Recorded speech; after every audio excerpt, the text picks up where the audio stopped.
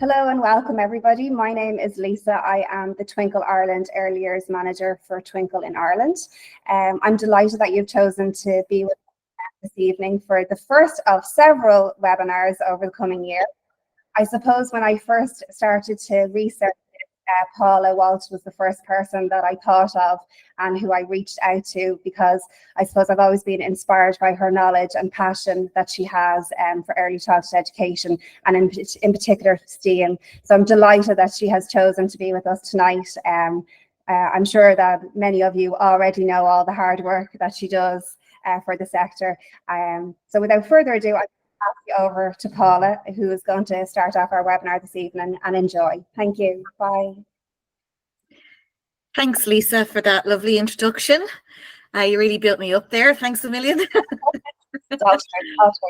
But no, I'm delighted to be here this evening, and I'd just like to say thanks to Twinkl, you know, for inviting me on, and to the TeachMeet team, you know, for facilitating this evening. And I hope that you get something useful out of it. So, as I'm sure you already know, because you registered for this event, what we're going to be talking about tonight is STEAM in early childhood education and the importance of STEAM in early childhood education. So before I sort of dive into the STEAM part, I'll just give you a little bit of background about who I am and what I'm doing. So, as you know, my name is Paula Walshe, and at the moment I'm a PhD student researching STEAM in early childhood education in Dundalk Institute of Technology in County Louth.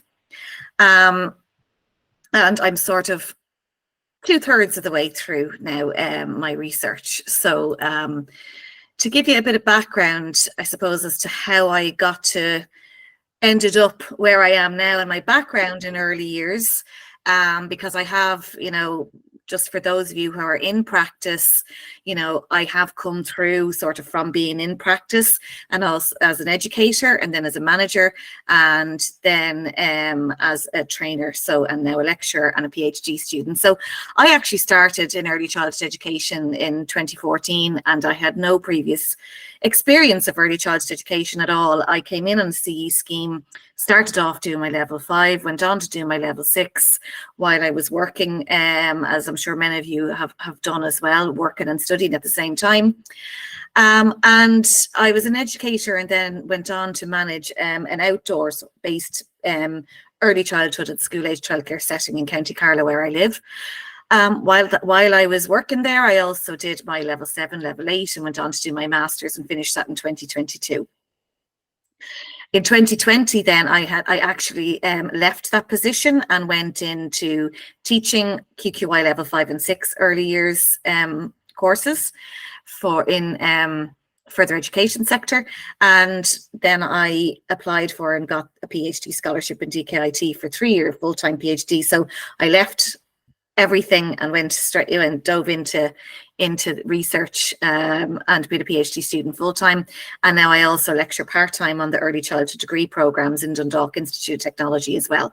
So I suppose the point of me bringing that to your attention really is because, and what I hope that you'll see this evening and what I discuss in terms of the STEAM resources and potential STEAM activities, and, you know, is I understand, you know, various roles across and throughout the sector, from an educator to a manager. So, you know, what's sort of affordable, what's accessible, what's doable. And, you know, the last thing I would want is for people to go away from this session feeling that, oh God, this is another thing we need to do. So I'm very conscious and I'm very aware of everything, how busy it is in an early childhood setting, and all of the activities that I will suggest really use materials and resources that you'll probably already have at your disposal, won't be very expensive, and, you know, as well as that, I'll also be highlighting the importance of integrating STEAM in everything that you do, as opposed to it being something additional that you need to sort of add on to your ever-growing to-do list. Okay, so now onto the interesting stuff. So what is STEAM? So a lot of you, I would guess, have heard of STEM more than STEAM. So STEM would be science, technology, engineering, and maths. And it goes back, I suppose, to the 90s when this terminology first started to become popularized. And what I suppose was realized was that, hang on a second, you know, you don't go to college to be an engineer, or you don't go to college to be a scientist and just live in an engineering bubble and never dip into knowledge from other areas. So if you think of, you know, an engineer, for example, they would also need to have an understanding of maths, and they'd need to have an understanding of certain scientific concepts. So this idea of a transdisciplinary sort of approach to these roles, and these, so you might hear the term STEM careers or STEAM careers. So, which really just means that, yes, you're working maybe in one area, but you're also drawing upon knowledge from across other areas. And then I suppose the A came into play, and the A is a really important factor because it stands for the arts. And really what it is what was realized, I suppose, over time, when more research, more literature, you know, was being written in this area, was that actually there's another really important component here, you know, that in the arts. So creativity, expression is actually really important in all of these areas as well. So if I go back to the example of the engineer, if you think of an engineer building a bridge, you know, they're not just thinking of the engineering concepts and maybe the scientific concept of gravity or the mathematical calculations that they need to build that bridge. They also are designing it. You know, they're thinking maybe they've been given a brief by, you know, a local authority for a certain sort of style to fit into the landscape or whatever. You know, but there's certainly, if you see any, you know, new modern bridges, or even look at old ornate bridges, there's a lot of design that goes into those as well. So the creativity is a really important factor. So STEAM is really the evolution of STEM. It's not something different. So when we're dealing with children in early childhood education, as I'm sure you all know, the arts and creativity really gives us a window into children's thoughts, into their interests, into where they're at in terms of, you know, their development. So for example, you know, say you're teaching children about the different parts of the body, right? You might sing a song, heads, shoulders, knees and toes. And maybe you might think, well, actually, this is just a song. But there's scientific concepts there in terms of the biology of the human body. And you'll very quickly understand by observing children if they're pointing at the right body parts and naming them correctly or not. So it can really give you a window into, you know, where they are in terms of their understanding of various STEAM concepts. But if you look at the screen here and the few little images that are here, this one here with the top left-hand picture. So I'm sure a lot of you may have done this, you know, ice painting, and that's a creative activity. There's also, you know, science there in terms of understanding cause and effect, understanding temperature, understanding, you know, freezing, even, you know, understanding color mixing and experimenting. There's also, you know, the technology was used in terms of a freezer to freeze the ice. The arts, obviously, because it's an artistic sort of activity they're engaging in. There's maths there in terms of, well, how many ice cubes are there, or even just size. You know, the ice cubes are one size, and then as they hold them in their warm hand, they're understanding that heat affects ice, and they're understanding that, you know, it melts. And the maths there is that it goes from being one size to a bigger size to a smaller size, or a heavier item to a lighter item. So there's loads of opportunities there in that one small simple activity where the STEAM concept's been touched upon. With the child there playing the drums, you know, there's a lot of maths in music. You know, there's rhythm and beats and counting. So there's a lot of maths there, as well as being creative. There's also the science of hearing and how we hear and sound. So even in those two very simple examples and two very simple pictures, when you start to, I suppose, look at activities that maybe you're already doing, but just sort of maybe, what I like to say is looking at them through a STEAM lens, or putting your STEAM glasses on, all of a sudden you can start to identify, oh, actually, we thought we were just doing art here or whatever, but actually there's maths, or there's science, or there's whatever. And what that means is that you can open up conversation and dialogue and interactions with the children about different about different elements of STEAM, or they might ask different questions, and you can, you can bring in different STEAM elements into the conversation that maybe you mightn't thought of before. For example, if a child asks, why is all the water there when they're doing the ice painting, and you can say, well, actually, it was frozen, it was very, very cold, and that made the water go hard. But when you hold it in your warm hand, it heats up, the temperature changes, so very simple STEAM language and explanations, and bringing it somewhere else that maybe you mightn't have thought of before.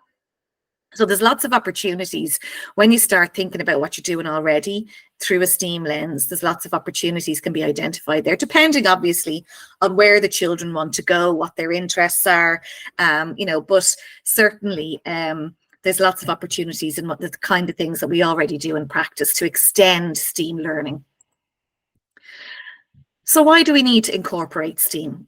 Well, STEAM skills are in demand, and I know we are working with young children and we're meeting them where they're at. But nevertheless, if you look at any documentation or any literature regarding the kinds of skills that people are going to need in 20, 30 years' time, they're all skills that are gained through engaging in STEAM and STEAM learning and STEAM activities and a STEAM approach. And I'll be going through those later, but there are things like problem solving, collaborating, critical thinking, sharing ideas, communicating, trying and then reflecting and then coming up with solutions. So, these skills are obtained through engaging in STEAM activities, and they will stand to children right throughout the course of their lifelong learning journey and right on into adulthood. And STEAM in early years is linked to positive academic outcomes later in life. And also, I think it's important to point out, especially in terms of the Irish context of early childhood education and the ASHTR curriculum framework, if you look in ASHTR, you won't see the term STEAM, you won't even see the term STEM, but you will see lots and lots of language that's reflective of STEAM.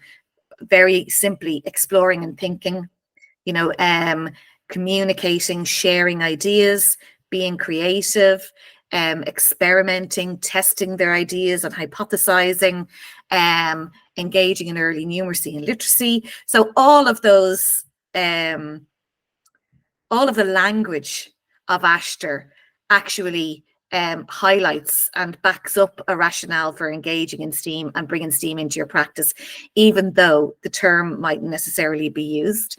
And hopefully there will be, as far as I'm aware, there'll be more emphasis in the updated version of ASHTR as well on these different areas.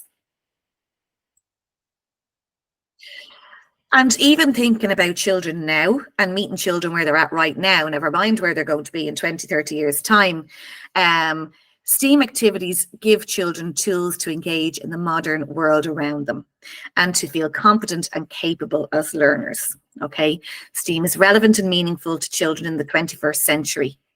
And also STEAM concepts are already being introduced in educational policy, right from early childhood through to primary and beyond. The government has educational policy in this area, and they have highlighted that more focus is needed on this area in early childhood, so in early childhood education. But going back to the children themselves, okay, if you think about the way the world works at the moment, there's STEAM concepts everywhere, from the moment you wake up in the morning, to the moment you go to bed at night. And I'm not just talking about digital technologies. I'm talking about, all sorts of things. So an example that I like to give at my training sessions is, even if you think about, how we teach children about money now, money is no longer a tangible physical thing, really. In children's minds, you just tap and buy things, and that's it, so we really need to meet children where they're at in terms of rethinking how we support them to learn about these concepts through play. So when children go to the shop with their parents, first of all, depending on their age, they might be getting their pocket money on a Revolut card. They might be going to the shop with their parents and might either, depending on their age, tapping their own card, or observing their parents tapping a card, tapping a phone, tapping a watch, to spend money and to purchase goods. So it's difficult for children to grasp that concept of something that was quite tangible. You know, we could, when we were in school, you could, you know, Billy had 5 coins and he bought an apple and it cost this, and how many coins does he have left? And you can visually see it. Very difficult for children to and for us to help them understand that concept, because it's not that tangible anymore. You know, it's conceptual. So money is nearly a social construct at this stage. You know, we're moving more and more towards being a cashless society, whether we like it or not. So I think it's important, you know, for example, if you have a shop area in your early childhood setting and you have a cash register there, and it might have play, notes and coins in it, does it also have the contactless icon somewhere for them to pretend to tap? And some people, when I bring that up, they go, oh, I don't know, you know, but that's the adult in us. That's our issue and our fears and our biases, unconscious biases. But if we don't think of these things, then we're actually not mirroring the real world that children are engaging in, you know. So it's important, you know, to really consider these things, because STEAM is everywhere in the world around us. Okay, so moving on then, I mentioned the benefits of STEAM and how these are a lot of the skills that are, you know, will be looked for, you know, in the future from future employers, and that people will need to have, you know, a future workforce. But also you'll see by the list of benefits here that these are things that we actually already talk about wanting to foster in children in early childhood education, and things that we already know are really positive things to foster, skills and dispositions to foster in them. So curiosity, how does that work? How did that happen? Imagination, you know, for children who are creating things or who are constructing and engaging in, you can see the child in the picture there, they're building with blocks.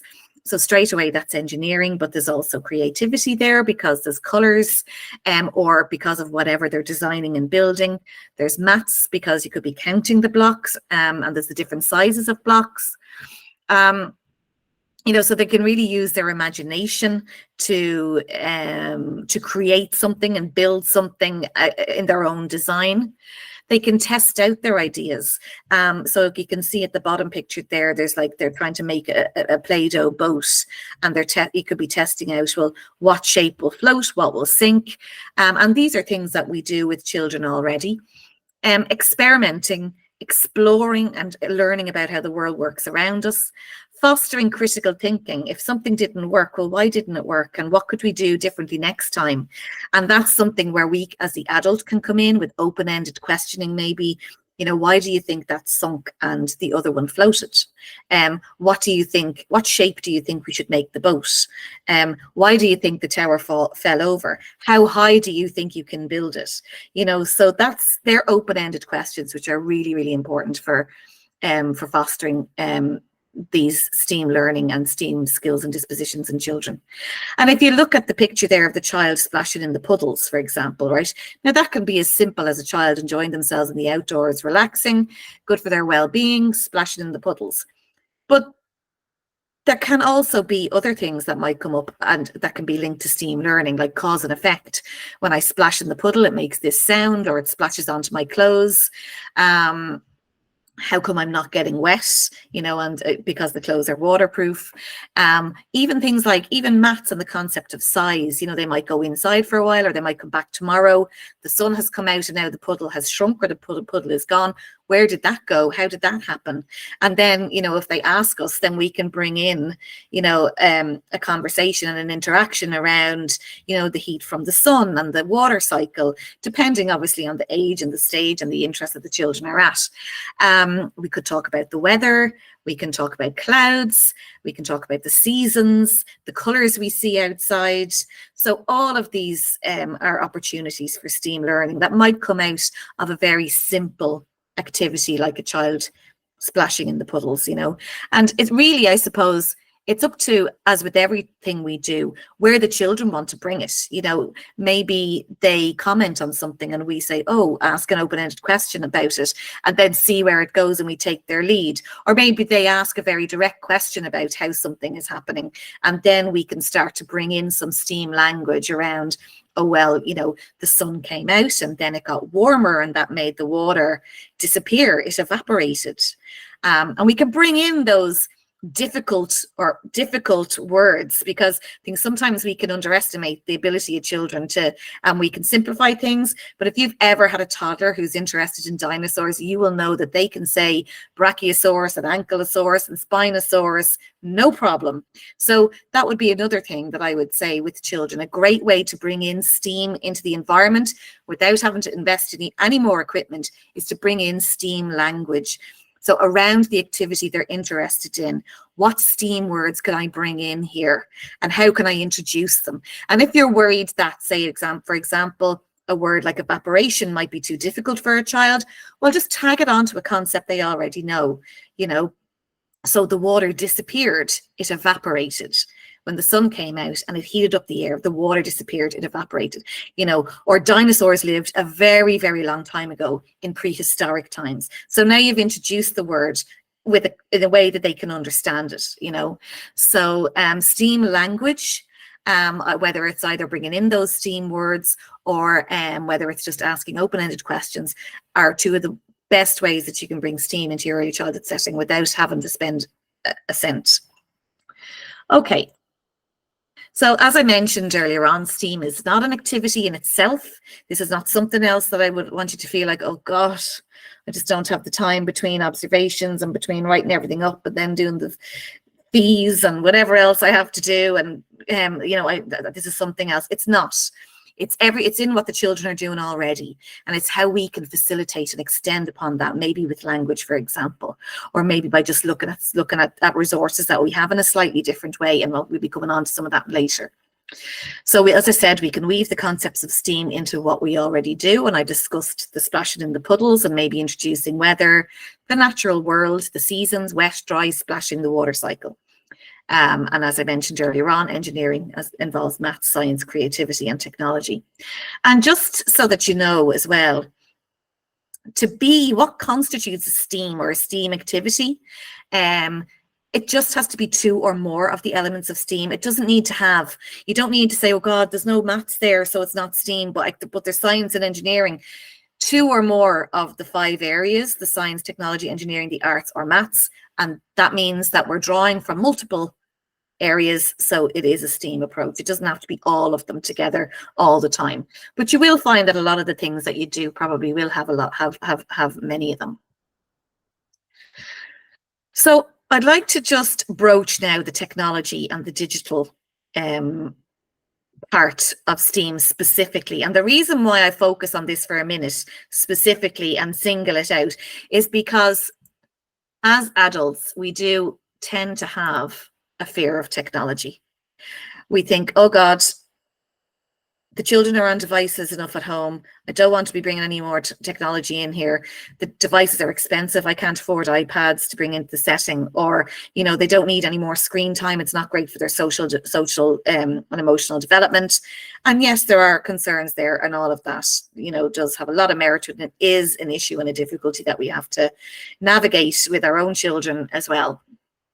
But if we look here at this quote from Sharapan in 2012, and what she tells us is that technology is just a fancy word for tools.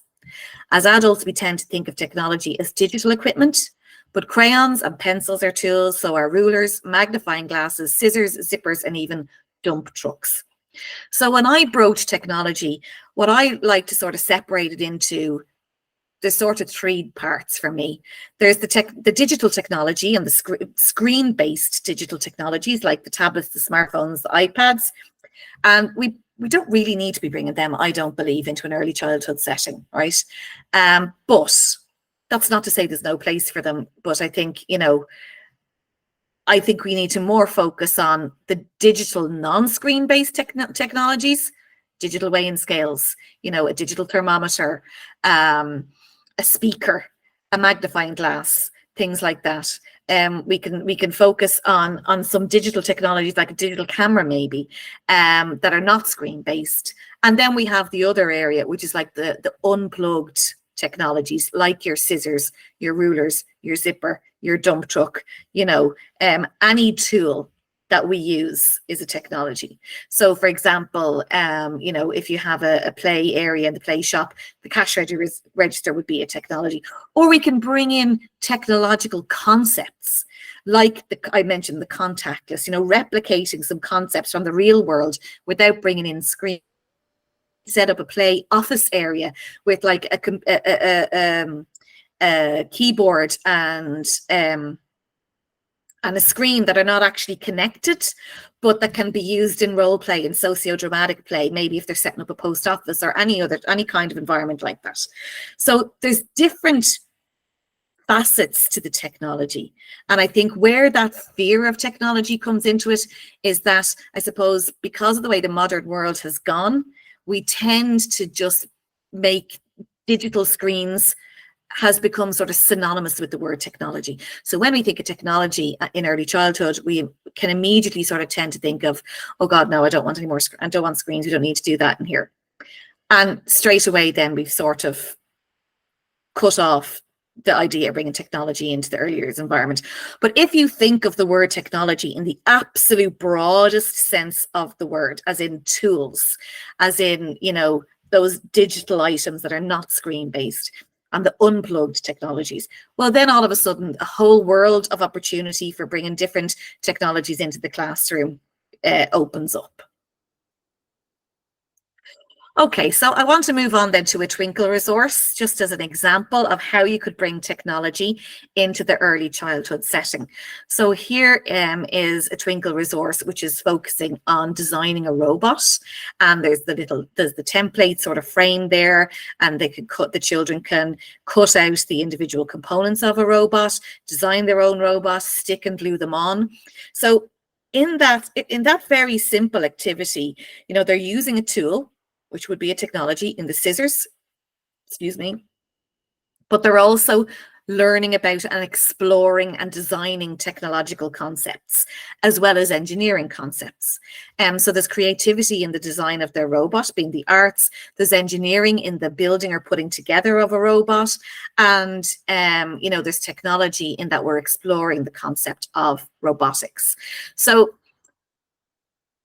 there's lots of resources out there that are wonderful but can be expensive, and therefore can be prohibitively expensive when we're struggling with funding and we're struggling with money and that for an early childhood setting. So yes, you could go out, and if you have the money, and maybe you have, and that's fantastic, and buy like a Bebot or robotics kit, but you don't have to have an actual robot to explore robotics.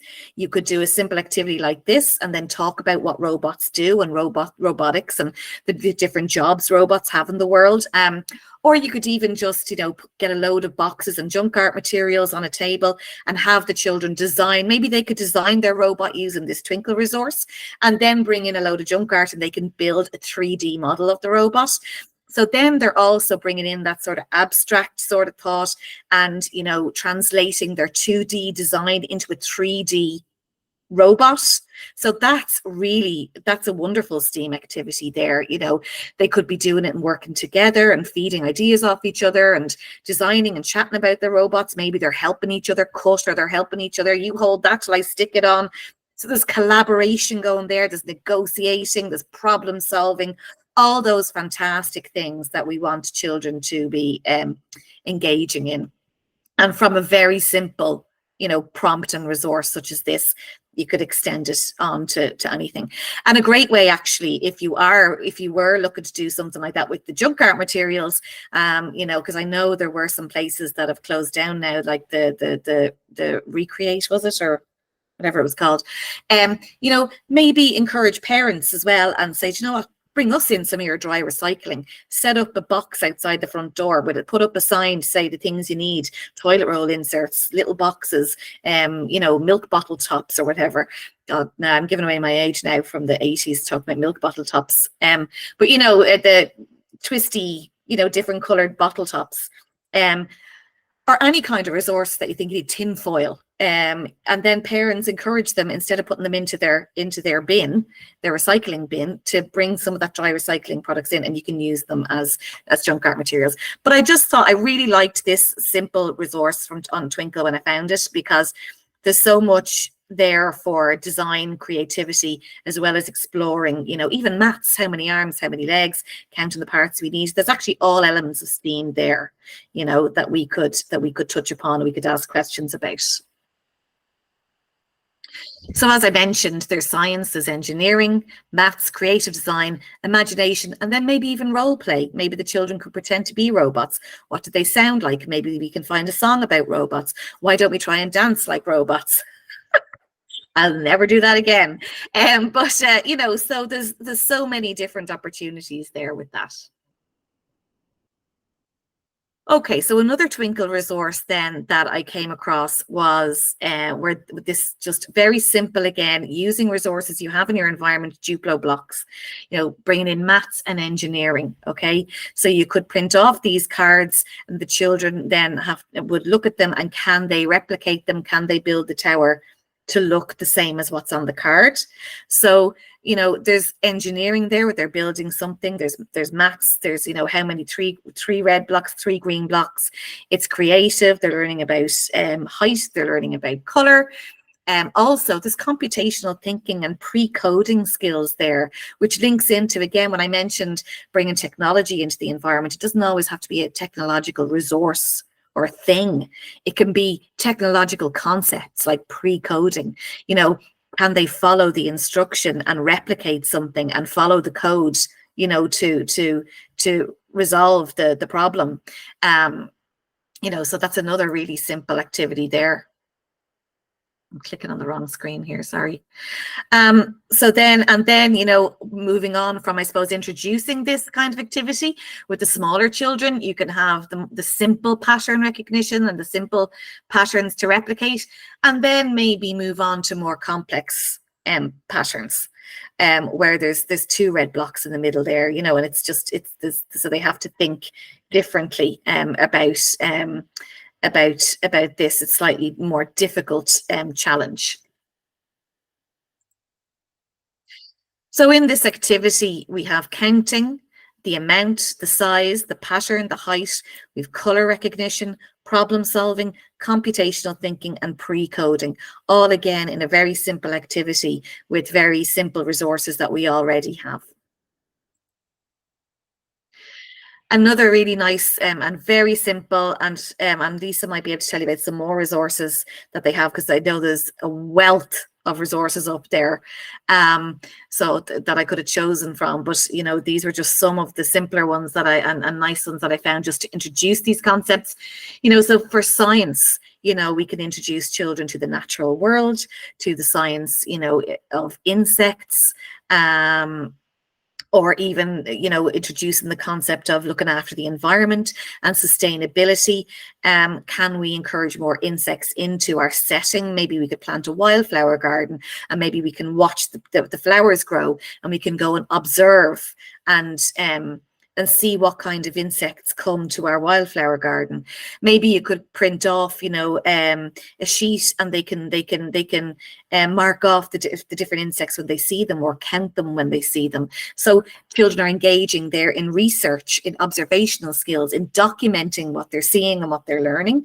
And also they're learning about looking after their environment, and about, the insects in their local environment and the habitat that they live in, and how they can care for them. So there's science there, you know, but also even with the insects, you know, there's the colors, there's the size of them, there's the patterns on them, the amount of legs, the amount of wings, you know, so there's maths concepts there as well as science. Maybe you give the children, you know, little magnifying glasses. So that's a technological tool, and they can go out and look under leaves with their magnifying glasses, or under plants or under stones, and see what insects they can find. So things like natural science, sustainability, pattern recognition, numeracy, colors, tools like magnifying glasses being a technology, for example, we could, you know, we can use, and we can, all these things are present, even just looking at this resource. So I mentioned sustainability, and this was another nice resource that I found about introducing the concept of sustainability to children, you know, and it was sort of some nice prompts here, and maybe you could cut them out, so you could put them up around your setting, or maybe you can just use them as prompts for discussion or interactions with children, you know, so things like reminding them not to leave the water running, wearing a jumper instead of turn the heating on. You know, there's simple things that we can use to introduce the topic of sustainability. Well, why do we need to do these things? And we can talk about how important it is to look after the earth, and bringing the concept of sustainability, and you know, that all links into education for sustainable development, which is really important right now. So I know Twinkl have lots of more resources around this. So things like looking after the environment, sustainability, being an active citizen, you know, simple, like what can they do? And these are the simple things that they can do to be active citizens in the world, in their local community, in their setting. And that really links in with the whole well-being and identity and belonging parts of ASHTR as well. And supporting children to be confident, to see themselves as capable, that these are things that they can do, that are important for them to do, to look after the world. And you know, children love to understand how things work, and they love to understand that they can do things and make a difference, and be, you know, and participate. So so bringing in learning materials like this can be really useful for that. Learning about science, talking about technology, problem solving, you know, why do we need to do that? What could we do instead of driving, or whatever it might be, critical thinking or empowerment, you know, and even just asking children what their ideas are about, you know, how they can save water, or how you'd be surprised what they might come up with. Or maybe you could even then decide to engage in a project with them. Maybe we'll set up a water butt outside, and, you know, then we'll use that to water our flowers, you know, something like that. So I mentioned earlier on that STEAM language is one of the most important things that you can do, and you can think of to bring STEAM into your early childhood setting. And incorporating the language of STEAM is vital. And it means that we're giving children the language to express their knowledge, or to look for knowledge, or look for answers, or to think critically, or to ask for, you know, or to engage in problem solving, and to, you know, share their thoughts. So how can we do that? Well, simple things like, you know, I suppose there's simple STEAM language that we would probably bring in anyway, like over, under, up, down, across, light, dark, things like that. And they're all simple STEAM language that it's important to bring in, and ensure that we're thinking about how we're saying things, to encourage children to understand these kinds of concepts. But depending on the activity you're engaging in, like, for example, I gave the dinosaurs earlier, you know, depending on the activity or the resources they're using or their interest at the time, will guide the kind of, I suppose, activity specific STEAM language we can bring, like with the dinosaurs, prehistoric, you know, the different names of the dinosaurs, omnivore, carnivore, herbivore, you know. So that's the kind of STEAM language we might. So it's just a matter of, you know, recognizing what the children are interested in, or looking at what they're doing and thinking to yourself, what STEAM language could I bring in here when I'm answering their questions, or when we're chatting, or when we're playing together, or when we're interacting. So for example, words like, do you think that tower will be stable? Or if it's wobbling, you know, is that tower stable? What can you do to make it more stable so it doesn't fall over the next time? How much more or how much less do you need? So say, for example, a great STEAM activity as well is, you know, putting out all the all the ingredients for making Play-Doh, let the children make them themselves, and then they can problem solve. You know, maybe it's too sticky. Well, what do you think you need more of, or what do you think you needed less of? Or you could make a very simple visual recipe for the Play-Doh with pictures of, say, 2 cups on the picture of the bag of flour, picture of however many cups on the bottle of oil. So again, they're having to follow an instruction. They're having to, that's computational thinking again. And these are all very important skills for children to learn, you know, even further for when they come to, you know, maybe learning how to cook for themselves, or to make a sandwich, you know, or whatever, you know, being able to follow the steps to solve the problem and to achieve the goal is really important. And then, well, where we can facilitate and help them is to, you know, ask those questions, like, you know, if they're saying, oh no, Paula, it's too sticky, it's sticking all my hands, the Play-Doh is not right. But what do you think we could try? Do you think we need more of something, or do you think we needed less of something? And asking that open-ended question, but with the STEAM language in there, instead of saying, oh, what did we not do right, do you think? But there's no STEAM language there. Or instead of just stepping in and saying, oh, here, you know, we put in more flour, you know, then they're not learning anything. You know, want to get their critical thinking and problem solving going. Can you make it longer, higher, shorter, wider, you know, for anything that they're building or making? Just thinking of those words that you can bring in. What length, what height, what weight is that? How many do you have? Let's experiment with the paint. Let's experiment with ice. For example, I spoke about the evaporation earlier on. You know, say that came up in an interaction with children. You might say, well, do you know what? Let's experiment. One, you could fill, you know, a couple of saucers with different coloured water. We use food colouring or whatever. Put it on different windowsills or in different locations around the setting, or maybe put one on a really sunny windowsill and one where maybe doesn't get so much sun, and the children can observe how long it takes, so they come in every day, which one evaporates. And that really is a tangible thing to learn about a difficult concept like evaporation, you know. So they're researching, they're becoming researchers, they're becoming scientists, you know, they're documenting their findings, you know, and that's really exciting for children to do, you know. Let's experiment with the paint, for example. Can we make it balance? So instead of saying, you know, can we make that stay there, you know, so thinking of, can we make it balance? Let's look through the magnifying glass. Or critical thinking and those open-ended questions like the what, the when, the if, those kind of questions. You know, if you do that, what do you think will happen? When we do that, what do we need to do next? Why do you think we should do it this way? Or what way do you think we should do it? You know, so STEAM language is, you know, again, it can be very specific to the activity, like the technical language of the activity, like the dinosaurs example that I gave, or, you know, it could be just general STEAM kind of focused words like the ones here that we can bring in. Oops, sorry. Okay, so STEAM can also be very sensory, and there can be STEAM evident in sensory play. So for example, in water play, you're learning about measuring, pouring, volume and weight. I mentioned about the Play-Doh earlier. If they make it themselves, that's a scientific experiment. Maybe you could make it scented and they can engage their sense of smell and explore that. Maybe you have coloured rice and they can, again, play with measuring and volume and weight. Also, it's sensory to the touch and they can learn about different colours. Or you could even, if you have the coloured rice or coloured sand or whatever in a tray, you can also bring in, you know, the numeracy and literacy there with tracing it with their finger.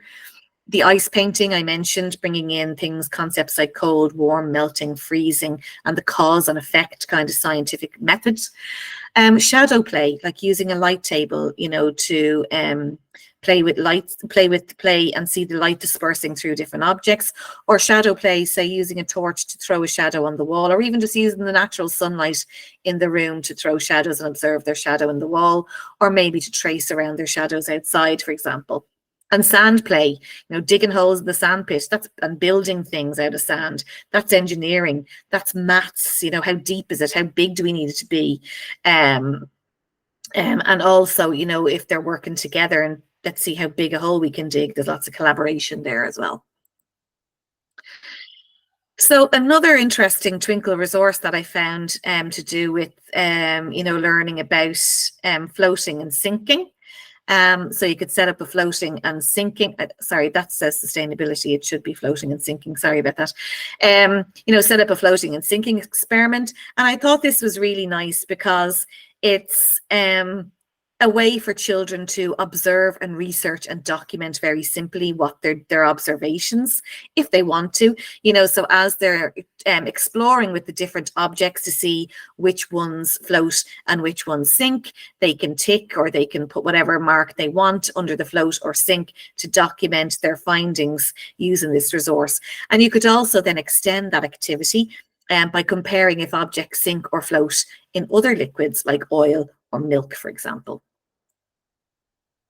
So this kind of activity brings in things like hypothesizing, comparing, documenting, experimenting, and critical thinking. So again, with STEAM language, so we can ask open-ended questions like, what do you think will happen? Why did that sink and the other object floated? This supports children to predict, to analyze, to think critically, and share their ideas with others.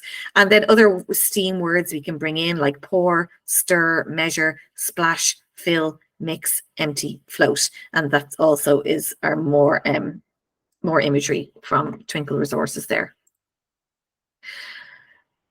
Also then, and we're nearly at the end now, so I mentioned about at the start the little boy drumming, and I spoke about maths and musical maths, and maths been present in music. So if you even think about clapping along to a beat, that's rhythm, that's counting, that's tempo. There's different patterns, pattern recognition, numbers. Then we can also explore sound.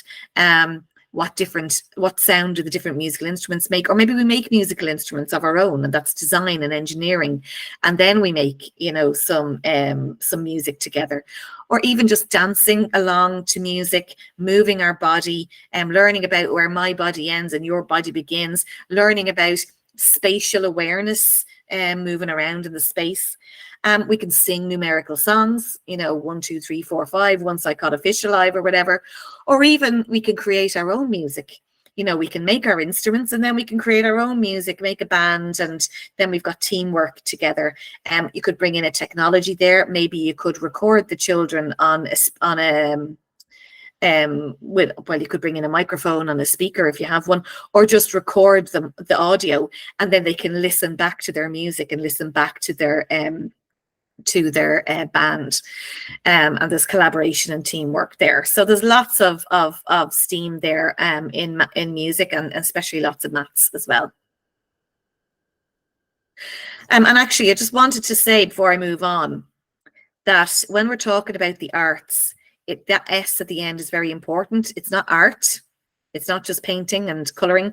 It's the art. So it's movement, dancing, singing, theatre, role play, poetry, storytelling, all areas of the creative arts.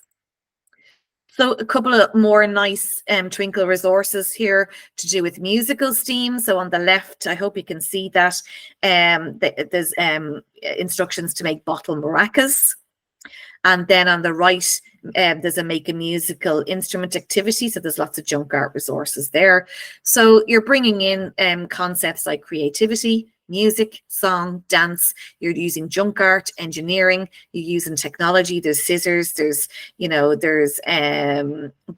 sellotape, there's the glue, so maybe you're using, I don't know, I was going to say a stapler, but no, you wouldn't be using a stapler. But they're simple sort of unplugged kind of technologies there as well. And then you're exploring numeracy when they're using the instruments like beat and rhythm, and they're collaborating with one another, making music together. So to summarize then, STEAM is very relevant for children of the 21st century. So it's really important that we start to consider, and I know, you're probably thinking we do a lot of those things, and that's great, and that's what I would want you to feel. But I think what's important is just to try and think more intentionally about where we can go with this. How can we extend this?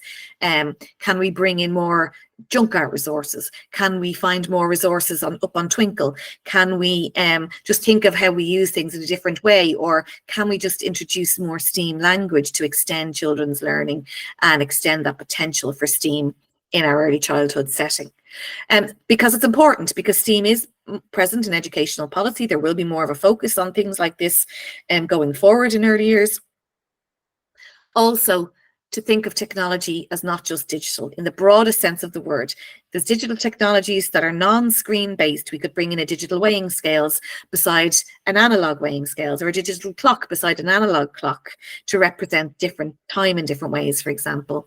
Maybe if you're exploring temperature, you could have different freezing cold, room temperature and warm water, and bring in a digital thermometer, and the children can experiment with it that way. So technology, it can be digital without being screens, but there's also lots of technologies, remembering the tools being technologies that don't have to be digital at all. Use the resources that you have. And STEAM is relevant and meaningful for children. It supports them to be confident and competent. Think of the process over the product. So junk art, things that they can just try out and test, and it doesn't matter if they make mistakes because they learn from them, you know. Bringing in lots of open-ended questions, making sure it's playful and fun, as with everything that we do. And again, another really important thing is thinking of the STEAM language that we can bring in and that we can use to support children to develop their knowledge and their learning. And that's it for me.